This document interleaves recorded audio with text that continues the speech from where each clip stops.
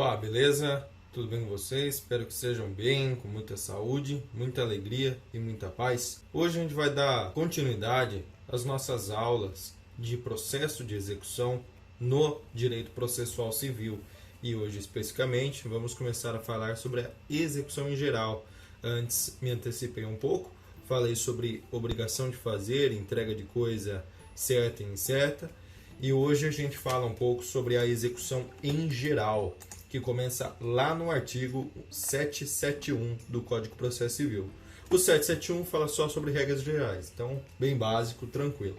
772 diz que o juiz pode pedir comparecimento das partes a qualquer momento. Aí ele também pode advertir o executado de que o executado está praticando um ato atentatório à dignidade da justiça. Nós já vamos ver o que é um ato atentatório à dignidade da justiça. E no 772 também está constando que o juiz pode obrigar sujeitos, qualquer parte envolvida no processo, a apresentar documento para facilitar aí a obtenção de um resultado útil no processo. 773 justamente vem nesse sentido, falando que o juiz pode mandar fazer o que precisar para obter essa documentação, para obter informações, para obter o que é necessário para dar andamento no processo. Então, se a gente de repente precisa de um documento obtido de uma empresa para poder dar andamento na execução, o juiz ordena que a empresa forneça esses documentos sob pena de multa, e aí vai qualquer medida necessária para obter um resultado útil. Artigo 774, justamente exatamente o que eu falei. O que é um ato atentatório à dignidade da justiça? Nós vamos ver que tem alguns artigos que vão falar de novo do ato atentatório à dignidade da justiça, mas basicamente consiste em ato atentatório à dignidade da justiça a fraude à execução. Nós vamos ver mais para frente também. Também é ato atentatório à dignidade da justiça se opor à execução com certa maldade, com certa malícia, métodos ardilosos para, por exemplo, ocultar patrimônio, né? Também é ato atentatório à dignidade da justiça embaraçar a penhora, então atrapalhar a penhora, inviabilizar, né, que sejam penhorados os bens para satisfazer o crédito. Resistência a ordens judiciais também é um dos atos. Ou, por último, aí, não apontar bens à penhora. Então, quando a gente entra com uma execução contra uma pessoa que está devendo, essa pessoa é obrigada a apresentar bens para penhora. Se ela não apresentar, de cara ela já está caindo aí num ato atentatório à dignidade da justiça. E nesses casos que eu falei, o juiz pode fixar uma multa com caráter punitivo, com caráter de pena, para justamente inibir esses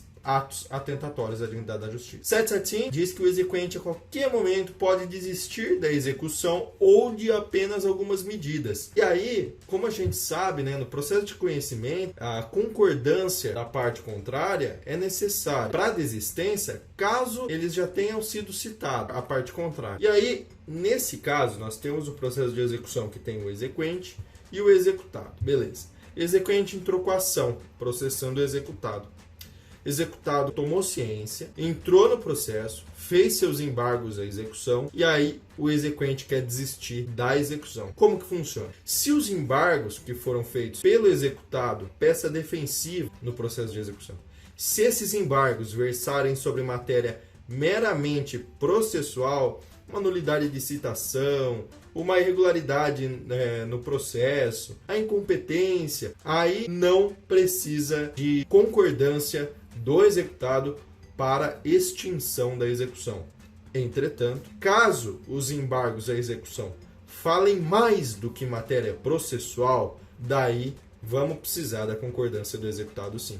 Então, se os embargos à execução opostos pelo executado versarem tão somente sobre matéria meramente processual, o juiz extingue os embargos ou extingue a impugnação juntada pelo executado e aí toca adiante o resto do processo ou extingue de vez, caso ele tenha desistido da execução por completo. Entretanto, se os embargos à execução não falarem sobre questões meramente processuais, irem além das questões meramente processuais, o impugnante ou o embargante precisa concordar com a desistência para que ela tenha efeito. 776. Se porventura o exequente acabar prejudicando o executado, né, alegou isso em seus embargos, né, seus embargos à execução, o exequente deverá ressarcir o executado por danos ou por prejuízos sofridos. 777. Havendo a aplicação de multas ou de penalidade de litigância de má-fé, a execução dessa pena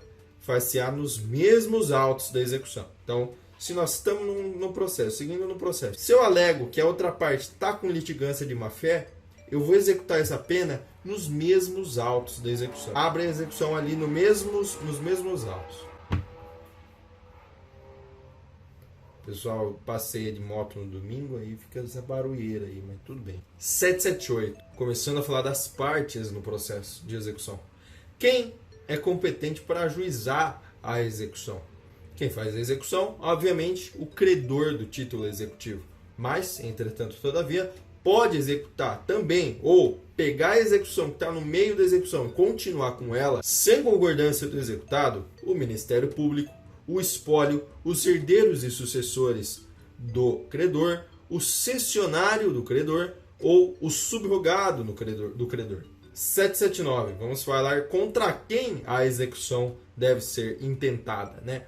A execução é promovida contra o devedor, contra o espólio, contra o novo devedor, caso haja uma nova ação, uma alteração do polo passivo. A execução também pode ser promovida contra o fiador, contra o responsável titular em bem vinculado por garantia real ou contra o responsável tributário. E aí, quando a gente começa a falar de competência, vamos lá para o artigo 781. Em que local podemos propor a execução? Em primeiro local, no foro de domicílio do executado, no foro de eleição ou no foro onde estão os bens do executado. Então, se o executado mora em Mairiporã e eu estou em Jundiaí, posso propor a ação em Mairiporã. Se no contrato que eu estou executando consta o foro de eleição em Marília, posso propor a execução em Marília. Se o executado possui bens em uma outra comarca, é óbvio que eu posso propor lá. Porque lá que vai ser mais fácil de obter a satisfação do crédito, vai ser mais fácil obter uma penhora, vai ser mais fácil do oficial de justiça avaliar o bem, vai ser mais fácil de interpelar o executado. Então, nós podemos propor nesses três foros. Se o executado, porventura, tiver mais de um domicílio, no caso da aplicação da primeira regra, nós podemos propor ação em qualquer um desses domicílios, né? Em qualquer comarca onde se situa o domicílio do executado. Se, porventura, não sei onde está o domicílio do executado, não sei onde está o executado, a ação será proposta no último local em que o executado foi visto ou será proposto no domicílio da exequente. E aí, havendo mais de um devedor e, portanto, mais de uma possibilidade de ajuizamento da ação, a ação será proposta no foro de domicílio de qualquer deles, qualquer dos devedores. E aí, por último, também poderá ser proposta a execução no lugar onde se praticou o ato que originou o título executivo. Então, se eu celebrei contrato de compra e venda em Juarez, pode ser feito em Juarez. Se eu, de repente, firmei uma obrigação de pagar tanto por mês de pensão alimentícia na comarca de Itupeva, poderá ser proposta em Itupeva. Em primeiro lugar, para a execução do crédito, consta no 783 que o título precisa constar uma obrigação certa, líquida e exigível. 784 é melhor vocês verem o artigo, porque tem muita coisa. O 784 vai falar quais são os títulos executivos. Então a gente vai, além de tudo isso, vamos falar de escritura pública, vamos falar de documento assinado por duas testemunhas. Parágrafo 1º do 784 diz que o fato de estar tramitando ali uma ação que discute esse débito, ou discute a validade de um contrato, ou discute de repente a falsificação da assinatura, isso não impede o credor de executar a dívida. Então ele pode continuar na execução mesmo durante o curso dessa ação que está havendo a discussão do crédito, do título ou das partes. No parágrafo 2º do 783, consta que títulos executivos extrajudiciais, ou seja, não foram obtidos por meio de processo judicial, oriundos de território estrangeiro, território alienígena, né, que a gente fala, não precisam da homologação para serem executados, porque eles já possuem eficácia para serem executados. Entretanto, essa eficácia desse título executivo extrajudicial oriundo de território estrangeiro só terá eficácia cumpridos os requisitos exigidos no local onde foi celebrado, onde foi constituído, e ainda caso o Brasil tenha sido indicado como local para cumprimento da obrigação. E é exatamente isso que consta no parágrafo 3º do artigo 784. 785 diz que nada impede que a parte que tem um título extrajudicial entre com uma ação para transformar esse título extrajudicial em judicial. Então, se eu tenho uma nota promissória válida, perfeita, dá para executar, nada impede que eu entre com conhecimento para sair uma sentença. E aí sim eu pegar essa sentença e executar. Se eu tenho um contrato assinado por duas testemunhas e pelo devedor, nada impede que eu entre com uma ação de conhecimento para pegar esse contrato e sair uma sentença falando assim, o Vinícius deve 10 mil reais. Iniciando no 789, vamos falar de responsabilidade patrimonial. 789 vai falar que o devedor responde pela dívida com seus bens presentes e futuros para cumprir a obrigação. Então, não há impedimento de satisfazer a obrigação por meio de um bem futuro, por meio de uma promessa de compra e venda, por meio de um crédito que o devedor tem, por meio de alguma coisa que ele está pendente, por meio de uma expectativa, tá? 790. Vamos falar de quem são os bens sujeitos à execução.